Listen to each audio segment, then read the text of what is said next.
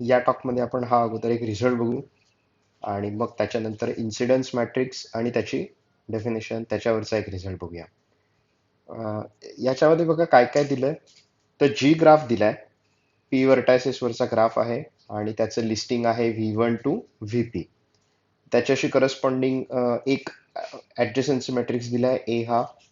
त्यानंतर बी एक matrix calculate केलाय. त्याची डेफिनेशन काय आहे, तर B equal to A plus A square plus and so on plus A raise to P-1. म्हणजे ज्यावेळेस आपण ऍडजसन्सी मॅट्रिक्स कन्सिडर करू त्यावेळेस त्या ऍडजसन्सी मॅट्रिक्सचा स्क्वेअर, त्याचा क्यूब आणि असं करत करत कितपर्यंत, तर रेस टू P-1. ग्राफमध्ये टोटल पी व्हर्टायसेस आहेत, सो रेस टू P-1 पर्यंत. मग हा बेसिक डेटा आहे, हा गिवन डेटा आहे. आता याच्यामध्ये आपल्याला बघायचं काय, की जर if and only if result आहे, जी जर कनेक्टेड असेल if and only if for every pair of distinct I and J we have Bij not equal to zero, असं आपल्याला प्रूव्ह करायचं आहे.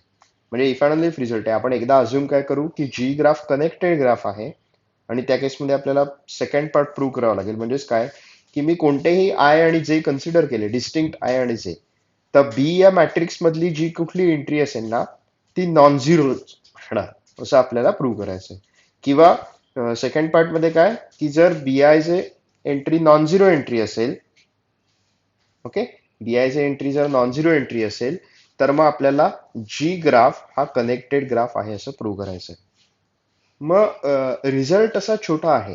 फक्त सुरुवातीला आपण काय करू, की हा जो काही बी मॅट्रिक्स कन्सिडर केलाय ना, तो बी मॅट्रिक्स बेसिकली कसा आलाय किंवा त्याच्यामधल्या एंट्रीज म्हणजे काय आहेत हे आपण आधी बघू आणि मग ऍक्च्युअल प्रूफ कडे जाऊ.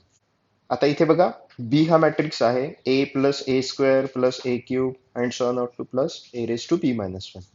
आता ज्यावेळेस आपण एखादा ऍडजसन्सी मॅट्रिक्स घेतो त्यावेळेस त्याचं मिनिंग काय असतं, की त्यातली एखादी एंट्री म्हणजेच काय, की ती एकतर 1 असते किंवा 0 असते.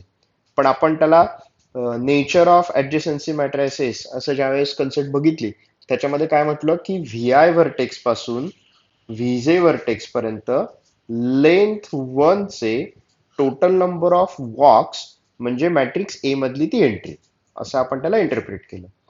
सिमिलर वे मध्ये ए स्क्वेअर मध्ये काय केलं, की number of different V I V J walks of length 2 असे किती येतील, ती एंट्री म्हणजे आपण ए स्क्वेअर मधली एंट्री म्हणून कन्सिडर केलं. मग आता इथे सुद्धा बी मॅट्रिक्स आपल्याला हा असा काहीतरी कॅल्क्युलेट करून दिलाय, पण आता ती मॅट्रिसेसची ऍडिशन आहे ना. आणि आपण एक बघितलं, की ए ची ऑर्डर जेवढी असेल P/P तेवढीच ऑर्डर तुमची ए स्क्वेअरची असणार, तेवढीच ऑर्डर तुमची ए क्यूबची असणार आणि असं करत करत तेवढीच ऑर्डर तुमची ए रेस टू P-1 ची सुद्धा असणार, कारण ते सगळे स्क्वेअर मॅट्रिसेस आहेत, त्यांची मल्टिप्लिकेशन घेतल्यानंतर त्यांची ऑर्डर सुद्धा तेवढीच राहणार आहे. म्हणजेच काय, की यातल्या प्रत्येक मॅट्रिक्सची ऑर्डर ही तुम्हाला P/Pच मिळणार आहे.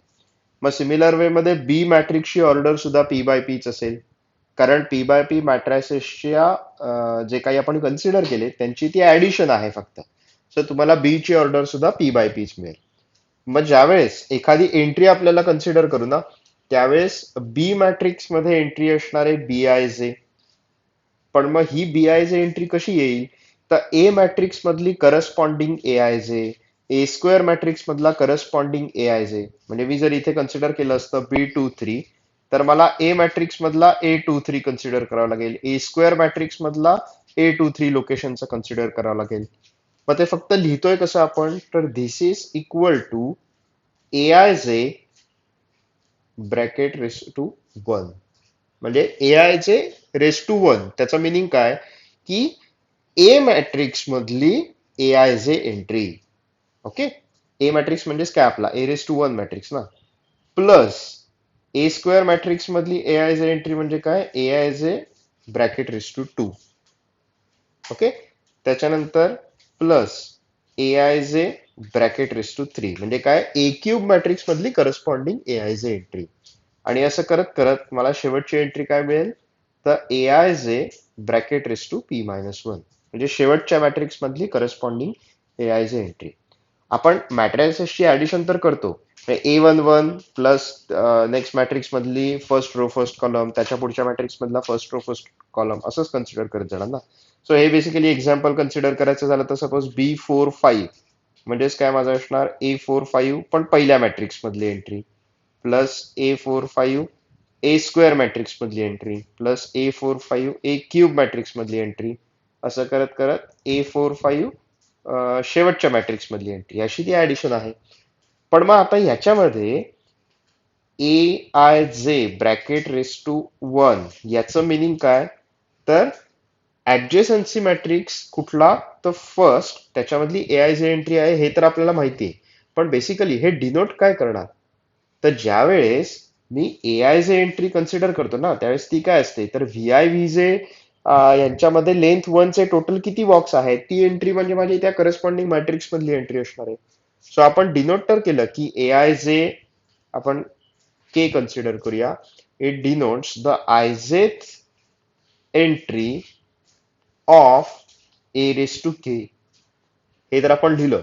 पण बाय डेफिनेशन काय आहे AIJ is nothing but the number of different VI VJ walks of length 1 म्हणून मग मला हे BIJ एंट्री इक्वल टू काय मिळणार number of different VI VJ walks of length 1 असं मी कन्सिडर करू शकेन plus number of different VI VJ walks of length 2 consider करणार कारण पहिली एंट्री ही ऍडजेसन्सी मॅट्रिक्स मधली एंट्री असणार आहे सेकंड एंट्री ही ए स्क्वेअर मॅट्रिक्स मधली एंट्री असणार आहे आणि असं करत करत ज्यावेळेस मी लास्ट एंट्री कडे जाईन त्यावेळेस मला मिळेल number of different VI VJ walks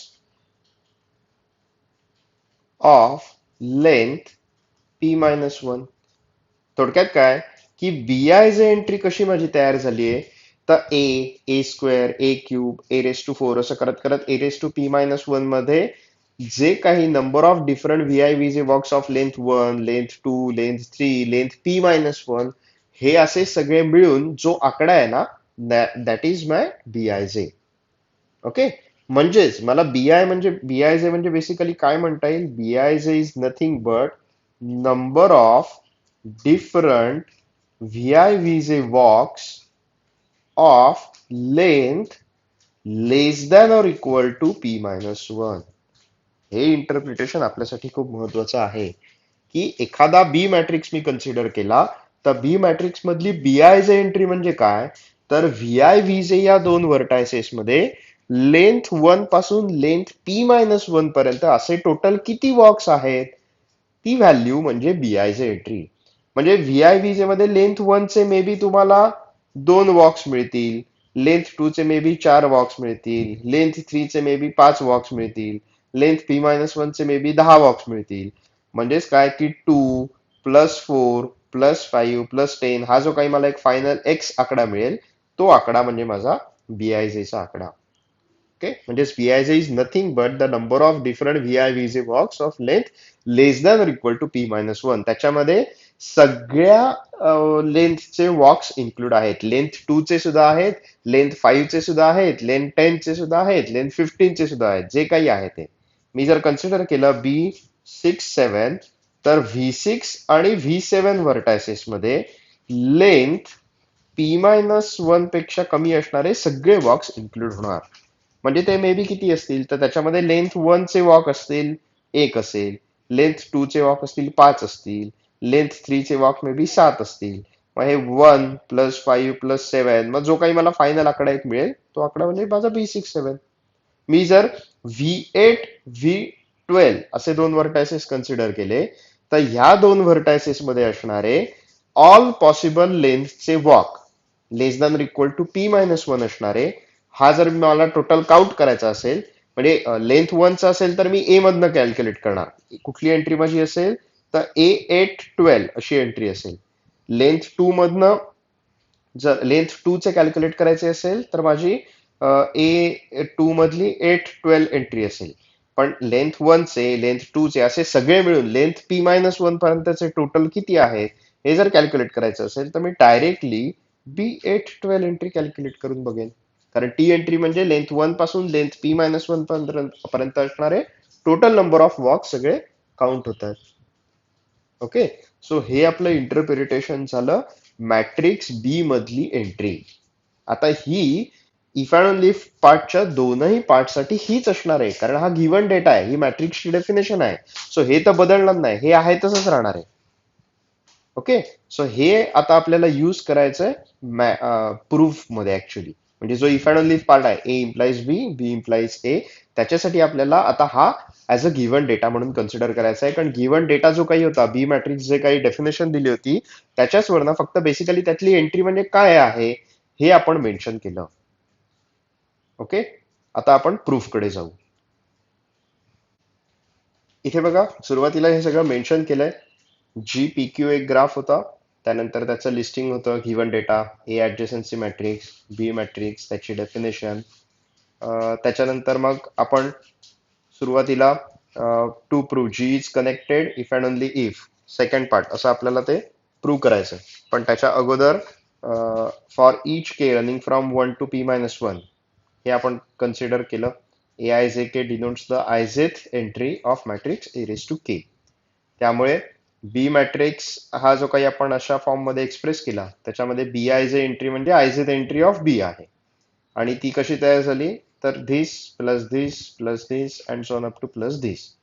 पण this is nothing but the number of different V I V J walks of length 1, आणि असं करत करत मग लेंथ 2, आणि मग at the end length p-1.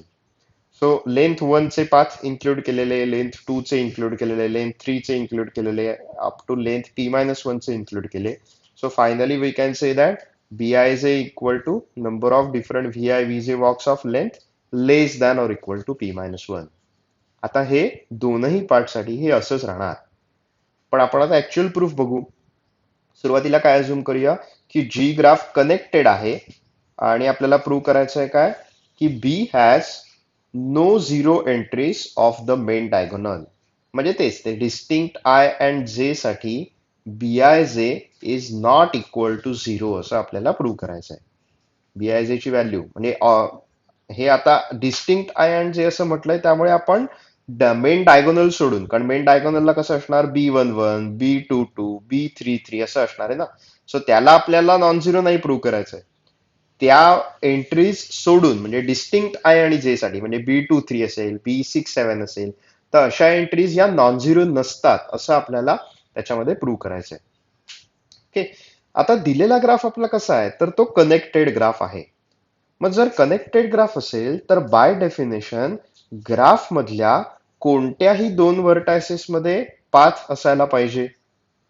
Okay, he definition झाली. मग कोणतेही मी दोन व्हर्टायसेस ग्राफ मधले कन्सिडर केले, तर त्या दोन व्हर्टायसेस मध्ये पाथ आहे. म्हणजेच काय, इथे मी असं म्हणू शकतो की every pair of distinct indices I and J, there is a path from V I to V J. कारण आपण जी कनेक्टेड आहे ची डेफिनेशन ज्यावेळेस कन्सिडर करायला जातो, त्यावेळेस कोणत्याही दोन व्हर्टायसेस मध्ये ज्यावेळेस असं आपण म्हणतो, त्यावेळेस ते दोन्ही व्हर्टायसेस डिस्टिंक्ट असतात. कारण त्याच व्हर्टेक्स पासून त्याच व्हर्टेक्स पर्यंत आपण पाथ चेक करतच नाही.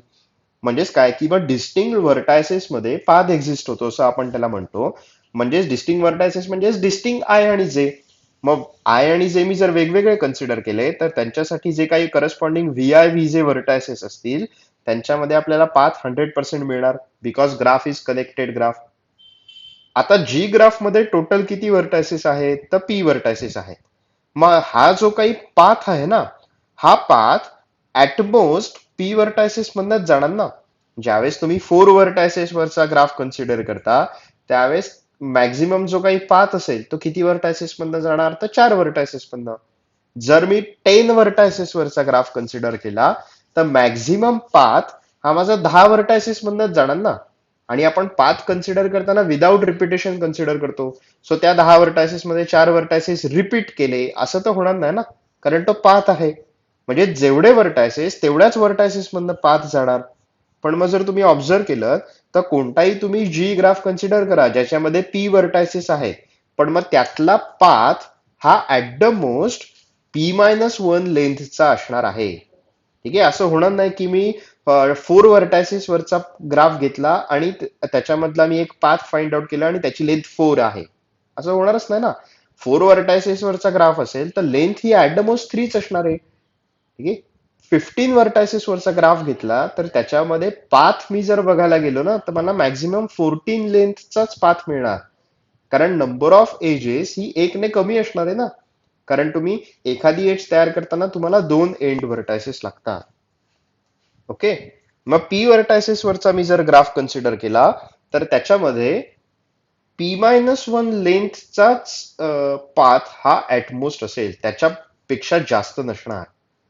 पण म्हणजेच P-1 लेंथचा मी काय म्हणतो ऍटमोस्ट. मग कदाचित त्याच्यामध्ये P-2 लेंथचा पण असेल, P-3 लेंथचा पण असेल, 5 लेंथचा पण असेल, 2 लेंथचा पण असेल. म्हणजेच मला एक क्लिअर कट काय सांगता येईल, कोणताही जी ग्राफ कन्सिडर करा तो कनेक्टेड ग्राफ आहे, त्याच्यामध्ये पी व्हर्टायसिस आहेत, तर त्याच्यामध्ये असणारे वेगवेगळे पाथ या सगळ्यांची लेंथ ही किती असणार, तर ऍट द मोस्ट P-1 असेल.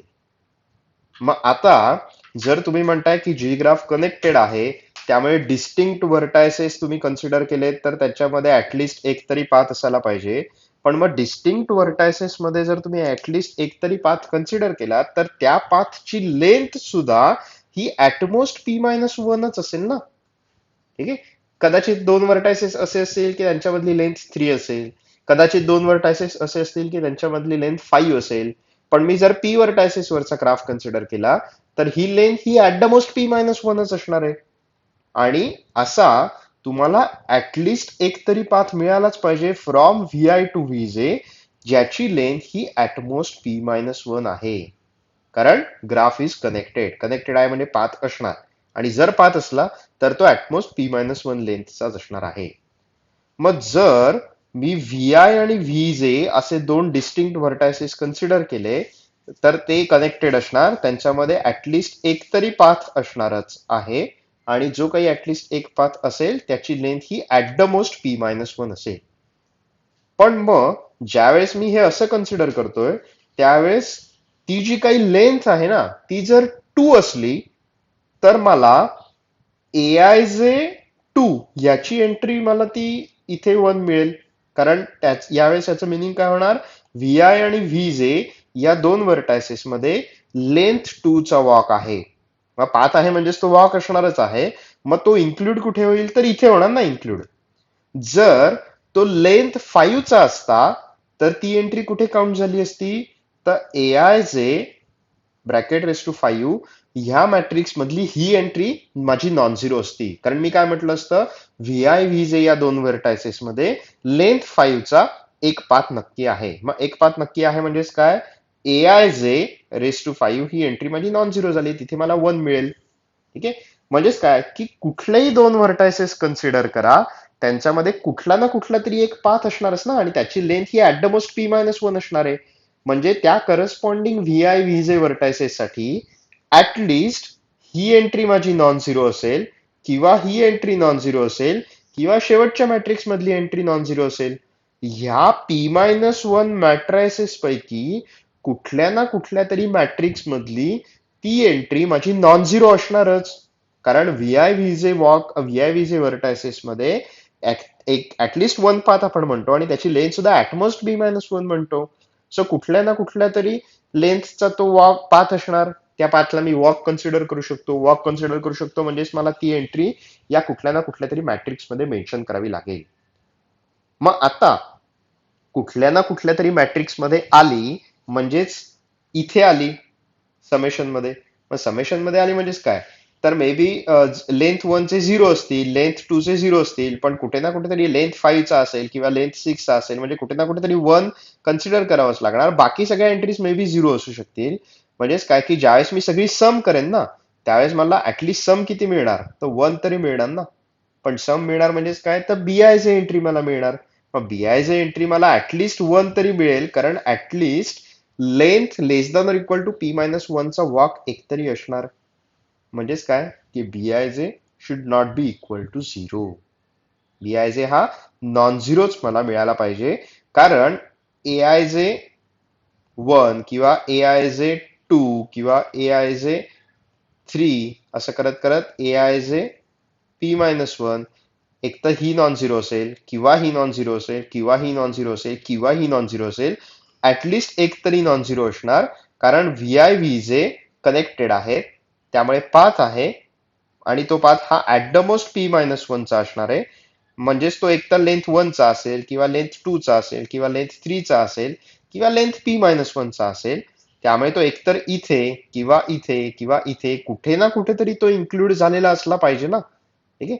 म्हणजे यातली कुठल्या ना कुठल्या तरी एखादी एंट्री ही माझी नॉन झिरो असेल. पण मग आपण ऍट द एंड या सगळ्यांची समच घेतोय. मग एक जरी नॉन झिरो असेल तरी ऍट द एंड सम मला नॉन झिरोच मिळणार. सम नॉन झिरो मिळणार म्हणजेच काय, सम म्हणजेच काय, ती बीआयची एंट्री आहे. सो बीआयची एंट्री मला नॉन झिरो मिळणार आहे. सो इथे आपला एक पार्ट संपला ज्याच्यामध्ये जी ग्राफ कनेक्टेड होता आणि आपल्याला प्रूव्ह करायचं होतं की बीआयचे एंट्री नॉन झिरो आहे for distinct I and J. पण ती आपल्याला नॉन झिरो मिळाली. ओके. आता कॉन्व्हर्स पार्ट मध्ये कसं असणार, तर आपल्याला दिलेलं आहे की suppose for each distinct pair I and J we have BIJ is non zero. हे आपल्याला दिलंय. ठीक आहे. आय आणि जे जर मी डिस्टिंक्ट कन्सिडर केले तर त्यांच्यासाठी बीआयजे एंट्री माझी जी असेल ती नॉन झिरो आहे हे दिलंय. आणि आपल्याला प्रूव्ह काय करायचं आहे, तर जी ग्राफ कनेक्टेड आहे असं आपल्याला प्रूव्ह करायचं आहे. आता पहिल्या पार्टमध्ये आपण काय केलं, कनेक्टेड आहे म्हणून बाय डेफिनेशन म्हटलं की त्या दोन व्हर्टायसेस मध्ये ऍटलीस्ट एक तरी पाथ मिळाला पाहिजे.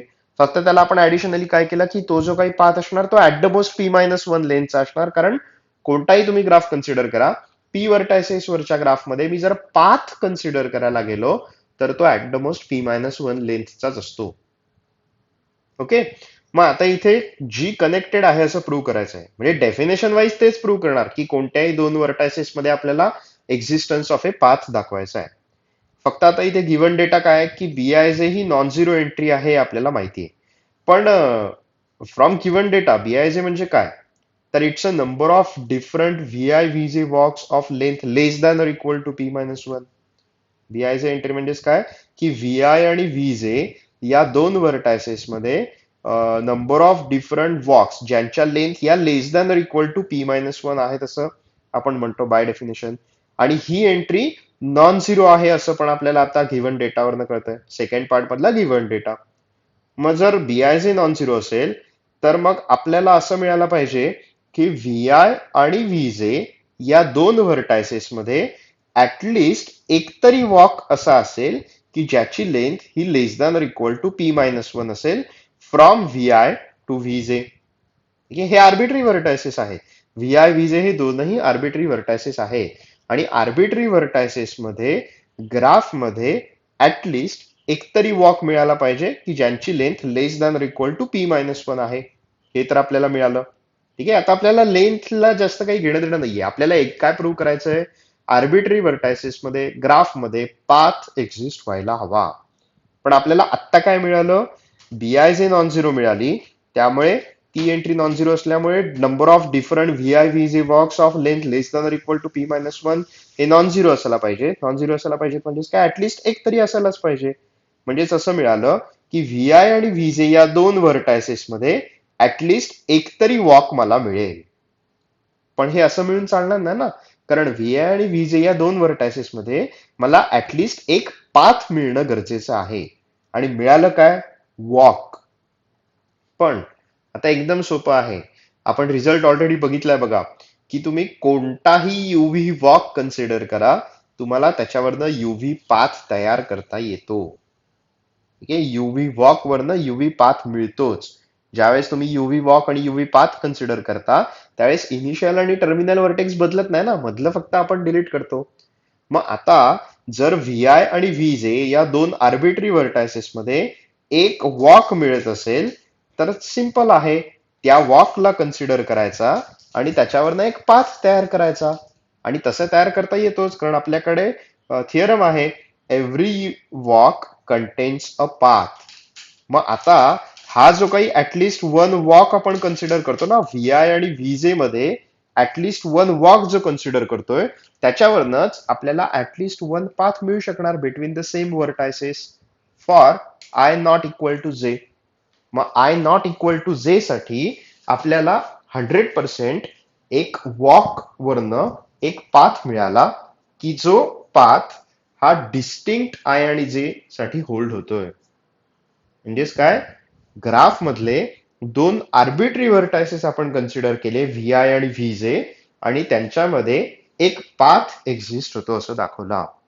मग बाय डेफिनेशन, जर there exist a path between any two vertices of the graph, then graph is connected. आणि इथे व्ही आणि व्ही जे आर्बिट्री आहेत, म्हणजेच कुठल्याही दोन व्हर्टायसेस मध्ये ग्राफ मध्ये आपल्याला पाथ मिळाला. It implies G is connected graph. Okay, आणि आपल्याला तेच प्रूव्ह करायचं होतं, जी कनेक्टेड आहे. ठीक आहे, बघा हा रिझल्ट समजलाय का? रिझल्ट एकदम सोपा आहे, फक्त पहिलं इंटरप्रिटेशन मेन्शन करून घेतलंय. म्हणजे पीआयचे एंट्री म्हणजे बेसिकली काय आहे हे आपण लिहून घेतलं, त्यामुळे आपल्याला पुढच्या रिझल्ट मध्ये फक्त ते डायरेक्टली वापरता आलं. ठीक आहे, हा रिझल्ट वाचून बघा, व्हिडिओ वाटल्यास एकदा बघा. काही शंका असेल तर मी नेहमीप्रमाणे तुम्हाला परत एक्सप्लेन करेनच. ओके, आता आपण इन्सिडन्स मॅट्रिक्सची डेफिनेशन बघूया. डेफिनेशन काय आहे की सपोज मी एखादा जी ग्राफ कन्सिडर केला, ज्याच्यामध्ये पी व्हर्टायसेस आहेत, क्यू एजेस आहेत. तर इन्सिडन्स मॅट्रिक्स डिनोट करतात आय ऑफ जी ने. I of G equal to B I J P by Q असा तो मॅट्रिक्स असतो. आणि हा म्हणजे ह्याची ऑर्डर असते पी बाय क्यू मॅट्रिक्स. आपण ऍडजसन्सी मॅट्रिक्स बघितला, तो पी बाय पी मॅट्रिक्स होता. इन्सिडन्स मॅट्रिक्स हा पी बाय क्यू मॅट्रिक्स असतो. आणि त्याच्यामधली एंट्री बी आय जे ही काय असते, तर 1 if EJ is incident on V I vertex. EJ edge जर व्ही आय व्हर्टेक्स वर इन्सिडेंट असेल तर ती B I J entry equal to 1 असते, आणि equal to 0 otherwise. Okay, equal to 0 otherwise असा आपल्याला इन्सिडन्स मॅट्रिक्स तयार करायचा आहे.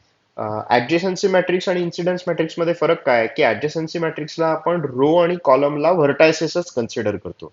इन्सिडन्स मॅट्रिक्सला मात्र तसं नाहीये. रो ला आपल्याला व्हर्टायसेस कन्सिडर करायचे, तर कॉलमला आपल्याला ऍज अ एजेस म्हणून कन्सिडर करायचे आहे. त्यामुळे बघा, आता मी इथे एक ग्राफ काढतो. सपोज आपण असा एक ग्राफ कन्सिडर केला, V1 V2 V3 V4. आपल्याला इथे एजेसला सुद्धा लेबलिंग करावं लागेल, E1 टू E4. आता याचा जर मी ऍडजसन्सी मॅट्रिक्स तयार करायला गेलो, तर याच्यामध्ये मला व्हर्टायसेस किती आहेत, 4, आणि एजेस किती आहेत, 4. त्यामुळे हा 4x4 मॅट्रिक्स मिळेल. ठीक आहे, आता कसं झालं की नेमका अगदी नंबर ऑफ व्हर्टायसेस आणि नंबर ऑफ एजेस आपल्या सेम आल्या, त्यामुळे तुम्हाला परत वाटेल की तो स्क्वेअर मॅट्रिक्स असतो, तर असं नाही. कारण पी बाय क्यू मॅट्रिक्स आहे ना, number of vertices number of edges वर तो डिपेंड असणार आहे. मग याच्याशी करस्पॉन्डिंग मॅट्रिक्स माझा होईल आय ऑफ जी. मग त्याला आपण V1 V2 V3 V4 असे व्हर्टायसेस रो ला मेन्शन करू, आणि E1 E2 E3 आणि E4 अशा एजेस आपण कन्सिडर करूया कॉलम्सला. मग आता हा तयार कसा करायचा आहे, तर काय म्हटलंय त्यांनी, इजे एज जर इन्सिडेंट असेल व्ही आय वर, तर बी आय जे एंट्री माझी 1 असते. मग आपण काय करणार, तर इवन एज जी काही आहे ती कोणत्या दोन व्हर्टायसेस वर इन्सिडेंट आहे, तर V1 आणि V2. सो तिथे आपण 1 1 मेन्शन करणार. आता इवन एज V3 आणि V4 वर इन्सिडेंट आहे का, तर नाही, म्हणून इथे येणार 0. ओके, बघा काय केलं, इवन एज घेतली, ती कोणत्या दोन व्हर्टायसेस वर इन्सिडेंट आहे ते चेक केलं, आणि त्याच्याप्रमाणे आपण एंट्री 1 1 मेन्शन केलं, बाकीच्या ठिकाणी 0. मग नंतर E2 एज कन्सिडर करणार. आता ती एज कोणत्या दोन व्हर्टायसेस वर इन्सिडेंट आहे, तर V2 आणि V3. मग आपण काय करणार, V2 ला 1 V3 ला 1, बाकी 0 0. ठीक आहे, मग E3 एच V3 आणि V4 वर आहे, सो इथे 1 इथे 1, ही एंट्री 0 ही एंट्री 0. E4 एच कोणाकोणावर आहे, तर V1 वर आहे आणि V4 वर आहे, सो इथे 1 इथे 1, बाकी दोन एंट्रीज आपल्या 0. मग हा जो काही मला मॅट्रिक्स मिळाला, हा झाला माझा incidence matrix for the given graph G. Okay, P by Q order आहे, number of vertices into number of edges. एकदम सिंपल आहे. जसा ऍडजसन्सी मॅट्रिक्स तसाच इन्सिडन्स मॅट्रिक्स, फक्त प्रॉपर्टीज आपल्या वेगवेगळ्या असणार, डेफिनेशन्स वेगवेगळे आहे. सो हे एक एक्झाम्पल झालं इन्सिडन्स मॅट्रिक्सचं. आपण अजून एक एक्झाम्पल बघूया. बघा इथे डेफिनेशन दिलीच आहे, जी ग्राफ दिला, त्यानंतर हे मेन्शन केलं पी बाय क्यू ऑर्डरचा तो मॅट्रिक्स असेल, आणि त्यातल्या एंट्रीज. हा बघा फर्स्ट ग्राफ 3 व्हर्टायसेस आणि 2 एजेस असलेला ग्राफ आहे. मग 3 व्हर्टायसेस आहेत, 2 एजेस आहेत, म्हणून मला जो इन्सिडन्स मॅट्रिक्स मिळेल ना तो 3x2 ऑर्डरचा आहे. आणि त्याच्यामध्ये रोला आपण सगळे व्हर्टायसेस मेन्शन केले, कॉलमला आपण एजेस कन्सिडर केल्या. जसं आपण ऍडजसन्सी मॅट्रिक्स मध्ये एक ठराविक सिक्वेन्स फिक्स करतो, तसा इथे सुद्धा आपल्याला करायचा आहे, कारण सिक्वेन्स बदललात की तुमचा मॅट्रिक्स बदलणार. सो एक पर्टिक्युलर फिक्स सिक्वेन्स पाहिजे आणि मग त्याच्यावरनं आपण त्याचा मॅट्रिक्स तयार करणार. सो इव्हन एज जी काही आहे ती V1 आणि V2 या दोन व्हर्टायसेसवर इन्सिडेंट आहे, म्हणून तिथे आपल्याला 1 1 मिळालं. त्यानंतर E2H जी आहे ती V2 आणि V3 वर आहे, म्हणून इथे आपल्याला 1 मिळालं. बाकीच्या सगळ्या एंट्रीज आपल्या 0 झाल्या. आणि आता हा काही स्क्वेअर मॅट्रिक्स नाहीये, कारण number of edges is not equal to number of vertices. So 3x2 आपल्याला एक इन्सिडन्स मॅट्रिक्स मिळतोय. ओके. अजून एक बघा, सेकंड एक्झाम्पल. 4 व्हर्टायसेस आणि 5 एजेस वरचा ग्राफ आहे. सो आपली ऑर्डर येणार 4x5. मग आपण व्हर्टायसेसला V1 टू V4 रो ला मेन्शन केले, एजेस E1 टू E5 कॉलम्सला मेन्शन केल्या. मग E1 एज फक्त V1 V2 वर आहे, सो एंट्रीज 1, बाकी एंट्रीज 0. सिमिलर वे मध्ये E2 साठी, E3 साठी, असं करत करत E5 साठी 4x5 मॅट्रिक्स आपल्याला मिळाला. ओके. आता जे पहिले तुम्ही ग्राफ कन्सिडर केलेत ना ऍडजसन्सी मॅट्रिक्स कॅल्क्युलेट करण्यासाठी, त्या सगळ्या ग्राफचे इन्सिडन्स मॅट्रिक्स तुम्ही कॅल्क्युलेट करायचे आणि मला पाठवायचे. ओके. ते ज्यावेळेस तुम्ही प्रॉब्लेम सॉल्व्ह कराल आणि हे प्रॉब्लेम, त्यावेळेस जसं आपण ऍडजसन्सी मॅट्रिक्सच्या प्रॉपर्टीज बघितल्या ना, तशा आता इन्सिडन्स मॅट्रिक्सच्या सुद्धा आपल्याला प्रॉपर्टीज बघता येतील. सो तुम्ही ते नंतर व्हेरीफाय करू शकता. आपण फक्त प्रॉपर्टी बघून ठेवू. पहिली एक बघा प्रॉपर्टी आपल्याला काय कळते की एंट्रीज परत एकदा 1 आणि 0 टाईपच्याच आहेत, कारण आपण मेन्शनच करतोय की जर एज असेल तर 1, अदरवाईज 0. त्यामुळे सगळ्या एंट्रीज ज्या काही आहेत त्या 1 आणि 0 टाईपच्या एंट्रीज आहेत. त्यानंतर आता हा मॅट्रिक्स काही तुमचा स्क्वेअर मॅट्रिक्स असण्याची गरज नाही, कारण मुळात नंबर ऑफ व्हर्टायसेस आणि नंबर ऑफ एजेस या डिस्टिंक्ट असू शकतात. सो हा कधीही तुमचा कायम स्क्वेअर मॅट्रिक्स असेलच असं नाही. त्यामुळे ह्याला तुम्ही सिमेट्रिक मॅट्रिक्स आहे किंवा नाही असं पण काही म्हणू शकत नाही, कारण आपण एखादा मॅट्रिक्स सिमेट्रिक मॅट्रिक्स केव्हा म्हणतो, ज्यावेळेस तो मॅट्रिक्स आणि त्याचा ट्रान्सपोज हे इक्वल असतील ना, त्यावेळेस आपण त्याला सिमेट्रिक मॅट्रिक्स म्हणतो. त्यामुळे incidence matrix need not be a symmetric matrix. ठीक आहे. सो या पहिल्या दोन प्रॉपर्टीज 1 आणि 0च एंट्रीज आहेत, स्क्वेअर मॅट्रिक्स नाही, म्हणजे नसेलच, असायलाच पाहिजे असं काही नाही. त्यामुळे सिमेट्रिक मॅट्रिक्स सुद्धा आपण need not be a symmetric matrix असं आपण मेन्शन करणार. त्याच्यानंतर जर तुम्ही परत एकदा रो मधले नंबर ऑफ वन्स काउंट केले तर बघा काय मिळतंय. म्हणजे हा एक 1 प्लस धिस, म्हणजे इथे 3 वन्स आहेत, इथे 2 वन्स आहेत, इथे 3 आहेत, इथे 2 आहेत. म्हणजे ह्याला तुम्ही त्या पर्टिक्युलर रो ला रिप्रेझेंट करणारा जो व्हर्टेक्स आहे त्याची तुम्ही डिग्री मेन्शन करू शकाल. सो V1 ची डिग्री आपल्याला 3 मिळते, V2 ची डिग्री 2 मिळते, परत V3 ची डिग्री 3 मिळते, V4 ची डिग्री 2 मिळते. So number of ones in each row denotes the degree of the vertex. अजून एक प्रॉपर्टी झाली. त्याच्यानंतर कॉलम जर बघितलं तर प्रत्येक कॉलम मध्ये तुम्हाला एक्झॅक्टली 2 टाइम्स 1 मिळणार. प्रत्येक कॉलम मध्ये तुम्हाला एक्झॅक्टली 2 वन्स मिळणार आहे. ऑब्विस आहे ना, कारण कॉलम म्हणजे काय तर एज आहे, आणि एज ज्या व्हर्टेक्स वर इन्सिडेंट झालेली असेल तिथे आपण एंट्री 1 म्हणतो, बाकी एंट्री 0 म्हणतो. पण कोणतीही एज कन्सिडर केली तर ती एक्झॅक्टली दोन व्हर्टायसेस वरच इन्सिडेंट असते ना, एक त्याचा इनिशियल व्हर्टेक्स आणि एक त्याचा टर्मिनल व्हर्टेक्स. त्यामुळे प्रत्येक कॉलम मध्ये टोटल नंबर ऑफ वन्स हे एक्झॅक्टली 2च असणार. ठीक आहे. बघा E1 मध्ये सुद्धा इथे 1 आणि इथे 1, कारण E1 एज कुठल्या तरी दोन व्हर्टायसेस वरच इन्सिडेंट असणार आहे. सिमिलर वे मध्ये E2 साठी सुद्धा, E3 साठी सुद्धा, E4 साठी सुद्धा आणि E5 साठी सुद्धा. सो हे एक फिक्स असणार. ठीक आहे. सो जशा आपण ऍडजसन्सी मॅट्रिक्सच्या प्रॉपर्टीज बघितल्या तशाच या सुद्धा प्रॉपर्टीज आहेत की ज्या इन्सिडन्स मॅट्रिक्सच्या आहेत. एंट्रीज 1 किंवा 0, स्क्वेअर मॅट्रिक्स नाही, त्यामुळे सिमेट्रिक मॅट्रिक्स असायलाच पाहिजे असे काही नाही. त्यानंतर प्रत्येक रो मध्ये नंबर ऑफ वन्स म्हणजे त्या पर्टिक्युलर व्हर्टेक्सची डिग्री असेल, आणि प्रत्येक कॉलम मध्ये एक्झॅक्टली आपल्याला 2 वन्स मिळतील. मग ह्या सगळ्या प्रॉपर्टीज ज्या आहेत त्या तुम्ही तुम्ही जे काही मॅट्रायसेस ग्राफ कन्सिडर करणार आहात त्यांचे इन्सिडन्स मॅट्रिक्स कॅल्क्युलेट करणार आहात, त्याच्यासाठी तुम्हाला व्हेरीफाय करता येतील. सो असं जर आपलं होल्ड होत असेल तर आपले इन्सिडन्स मॅट्रिक्स कदाचित बरोबर असतील असं आपल्याला एक इंटरप्रिट करता येईल. ठीक आहे, बघा सिंपल होती डेफिनेशन. आता ही जी काही डेफिनेशन आहे तीच डेफिनेशन वापरून आपल्याला हँडशेकिंग लेमा प्रूव्ह करायचा आहे. ओके, या युनिट मधला हा शेवटचा थिअरम आहे. ठीक आहे, याच्या पलीकडे थिअरम्स नाही आहेत, आपल्याला फक्त प्रॉब्लेम्स बघायचे आहेत वेगवेगळे. So prove the handshaking lemma using incidence matrix असं आपल्याला रिझल्ट बघायचा आहे. सो सुरुवातीला बघा, जी ग्राफ दिलाय, पी वर्टायसेस आहेत, क्यू एजेस आहेत, त्याच्यानंतर आय ऑफ जी हा त्याचा इन्सिडन्स मॅट्रिक्स दिलेला आहे. मग by definition I of G equal to B I J P by Q matrix. मग हे एंट्रीज हे तर खूप कॉमन आहे, म्हणजे डेफिनेशनच फक्त कन्सिडर केली. आपल्याला प्रूव्ह काय करायचंय, तर हँडशेकिंग लेमा प्रूव्ह करायचा आहे. म्हणजेच काय की we have to prove that summation D of V I I running from 1 to P equal to 2 into number of edges. ठीक आहे, हँडशेकिंग लेमा प्रूव्ह करायचा आहे. आपण युनिटच्या सुरुवातीला फर्स्ट रिझल्ट हँडशेकिंग लेमाचाच बघितला, ज्याच्यामध्ये आपण ते फक्त थेरॉटिकली प्रूव्ह केलं होतं, म्हणजे इन्सिडन्स मॅट्रिक्स वगैरे काही वापरला नव्हता. आता युनिट आपलं संपत आला, आपण परत एकदा हँडशेकिंग लेमाच प्रूव्ह करतोय, but using the definition of the incidence matrix.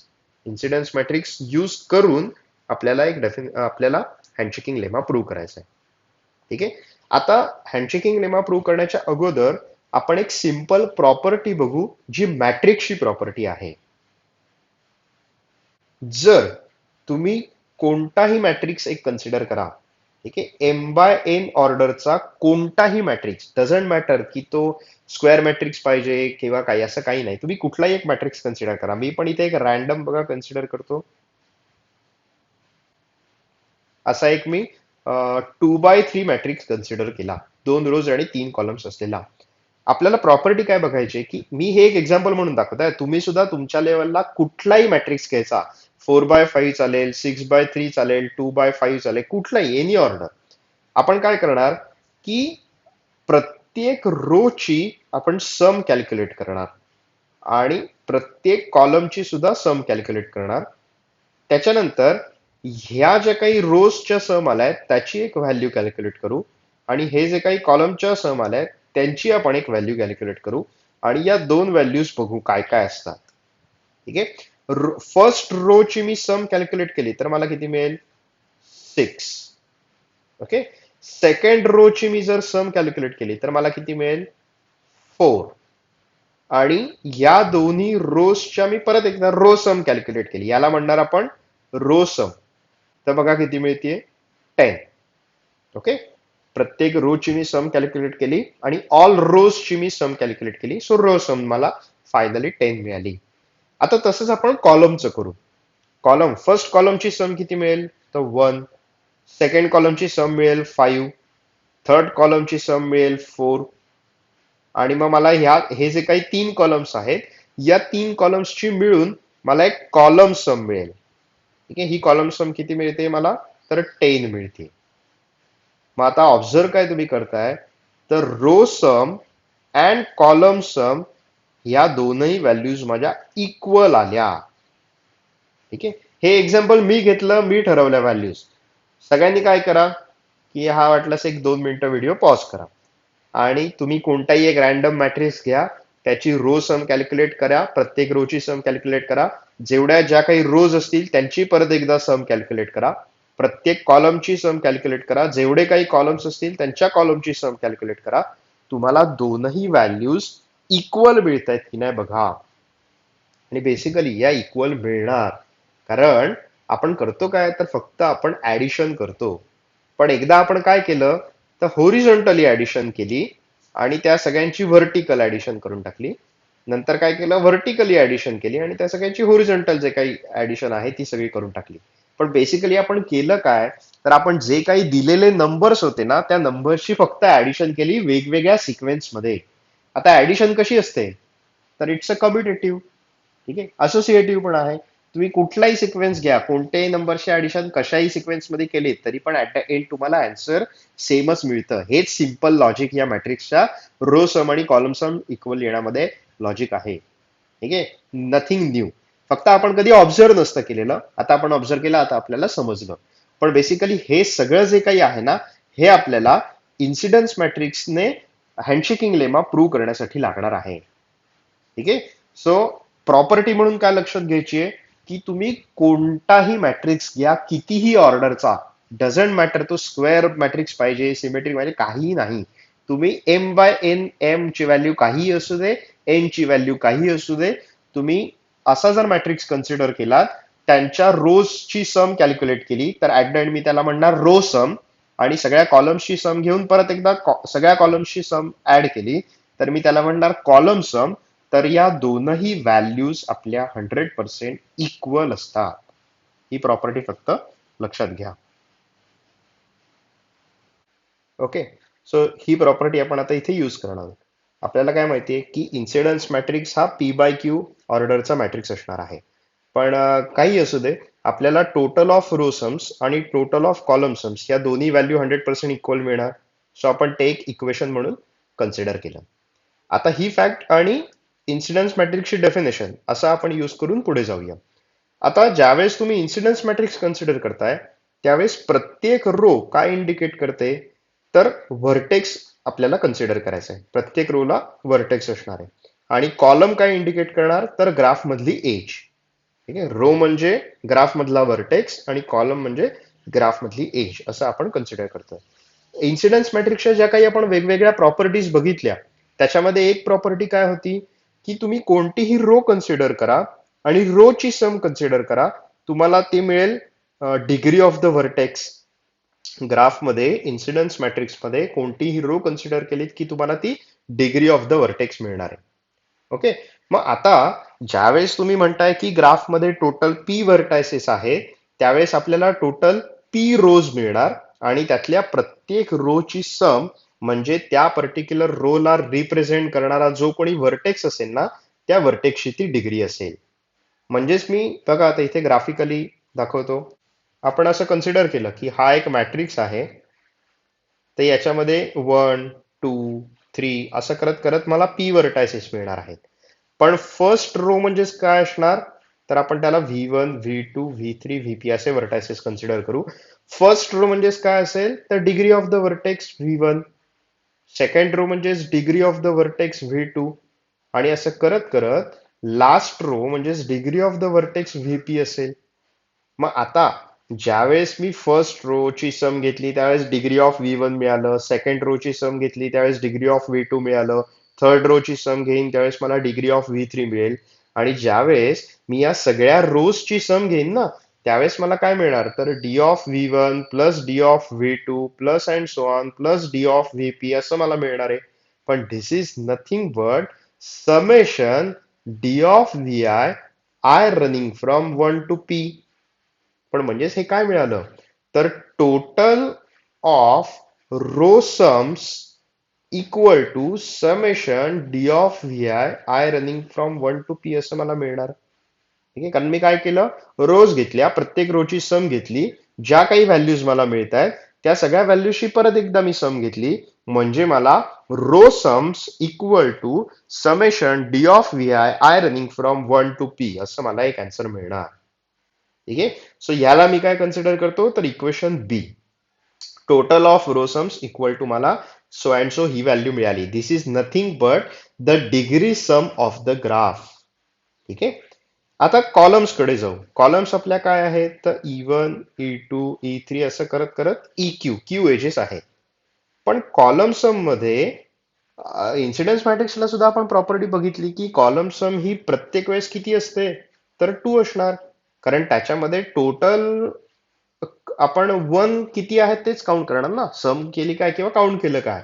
आणि कुठलीही एज ही एक्झॅक्टली दोन व्हर्टायसेसवर इन्सिडेंट असणार आहे.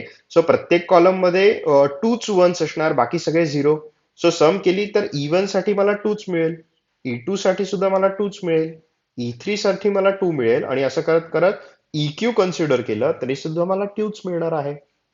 ठीक आहे. सो प्रत्येक कॉलमची सम मला 2 मिळणार by the definition of incidence matrix.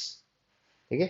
आता मी जर या सगळ्यांची कॉलम्सची सम केली तर मग मला काय मिळेल? 2 + 2 + 2 and so on up to +2. पण हे किती टाइम्स? तर क्यू टाइम्स. कारण ग्राफमध्ये क्यू एजेस आहेत म्हणजे क्यू कॉलम्स असणार, म्हणजे मला क्यू टाइम्स 2 ऍड करावे लागतील. पण म्हणजेच मला हे काय मिळालं? तर this is equal to 2Q. Okay. पण हे काय होतं? कॉलम सम होतं ना. सो मी याला म्हणेन total of column sum is equal to 2Q. Okay. मग हे एक इक्वेशन माझं झालं सी. पण मग आता आपल्याला फक्त इक्वेशन्स कंबाईन करायचे आहेत. आपण प्रूफ कडे जाऊया. मला इथे मिळालं की टोटल ऑफ रो सम्स म्हणजे ही टर्म मिळाली, इक्वेशन बी. त्याच्यानंतर एजेस साठी सुद्धा मी सगळं मेन्शन केलं आणि मला total of column sums equal to 2Q मिळालं, विच इज इक्वेशन माझं सी. पण मग याच्यामध्ये टोटल ऑफ रो सम्स आणि टोटल ऑफ कॉलम सम्स या दोन व्हॅल्यूज मला मिळाल्या. पण इक्वेशन ए आपल्याला काय सांगतं की टोटल ऑफ रो सम्स आणि टोटल ऑफ कॉलम सम्स हे इक्वल असतात, कारण आपण ते एक एक्झाम्पलने बघितलं होतंच. मग टोटल ऑफ रो सम्स आणि total of column sums equal असतील तर हे इक्वेशन आणि हे इक्वेशन म्हणजे ही साईड आणि ही साईड दोघांच्याही RHS या सुद्धा मला इक्वल मिळणार. म्हणजेच मी हे असं लिहिणार. पण हे असं लिहिणार म्हणजेच काय? तर हँडशेकिंग लेमा माझा प्रूव्ह झाला. कारण हँडशेकिंग लेमा हेच सांगतो ना की कोणताही ग्राफ कन्सिडर करा, त्याची डिग्री सम म्हणजेच 2 इंटू ग्राफ मधल्या टोटल नंबर ऑफ एजेस. आणि आपण तेच प्रूव्ह केलं. Summation of D of V I running from 1 to p is equal to 2Q. म्हणजेच आपला हँडशेकिंग लेमा इथे प्रूव्ह झाला using incidence matrix. Okay. Incidence मॅट्रिक्सच्या प्रॉपर्टीज वापरल्या आणि एक जनरल मॅट्रिक्सची एक प्रॉपर्टी वापरली, दोन्ही कंबाईन केल्या. सो मी फायनली म्हणू शकलो की इन्सिडन्स मॅट्रिक्सने हँडशेकिंग लेमा माझा प्रूव्ह झाला. ठीक आहे. सो बघा, हा पण एक रिझल्ट, हा खूपच सोपा रिझल्ट होता. सो इथे आपलं आज युनिट 1 मधले थिअरम्स संपले. अजून आपल्याला खूप मोठा एक अल्गोरिदम बघायचा आहे आणि काही प्रॉब्लेम्स बघायचे. मग आपलं फर्स्ट युनिट इथे कम्प्लीट होईल. ठीक आहे. सो आजच्या टॉकमध्ये आपण आता इथेच थांबू. नेक्स्ट टॉकमध्ये आपल्याला एक खूप इम्पॉर्टंट अल्गोरिदम बघायचा आहे आणि त्याच्यावरचे प्रॉब्लेम सुद्धा बघायचे. ठीक आहे. थांबू आपण.